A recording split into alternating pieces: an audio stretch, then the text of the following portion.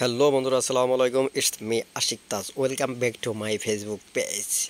এখন আপনারা দেখতেই পাচ্ছেন আমি অলরেডি একটা বিয়ের অনুষ্ঠানে চলে আসছি। আমি গেট আপ নিয়ে আসছি, যদিও আমার ভালো লাগতেছে না।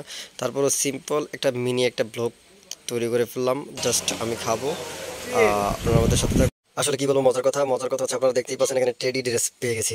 তো ওরে বললাম যে আপনি একটু হাই দেন।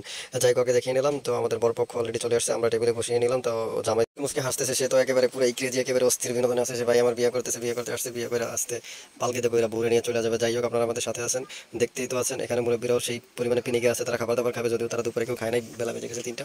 তো আপনারা আমাদের সাথে থাকুন, দেখুন তারা কিভাবে খায়।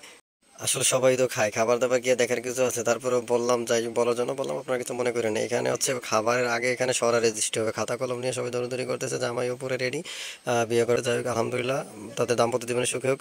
তেরি খাবার খেয়ে গেল, খাবার খাইয়ে লইতে আছে, খাবার তো দিয়ে দিতে আছে একেবারে ডিম, আলু ভর্তা, সবজি, চিংড়া মাছ, ইটিসি। খাবার মশলা খুবই ভালো, যাই হোক, গালে তো দিতে পারিনি। আসলে গ্রামের বিয়েতে তো অনেক মজা অনুষ্ঠান হয়ে থাকে, আসলে মজাই মজা। যাই হোক, এখানে খাবার দাবার সবাই আর কি খাবার দাবার পেয়ে খুবই এক্সাইটেড। খাবার তো খাবো, আমি তো ডিম ডিম দিছে, আলু ভর্তা দিছে, ডিম আলু ভর্তা ডাল। ভাই আসলে আলু ভর্তা দেয় নাই, ডিম দিছে, ডিম দিয়ে খাইলাম। তারপরে রোস্ট, মুরগি, কোলা কোরমা, পোলাও, কোতমা। কিন্তু সমস্যা হয়েছে কি, সমস্যা হয়েছে একটা রোস্টের পিস, এখানে হচ্ছে কই মাছ, এখানে হচ্ছে মুরগি, গরুর গোস্ত।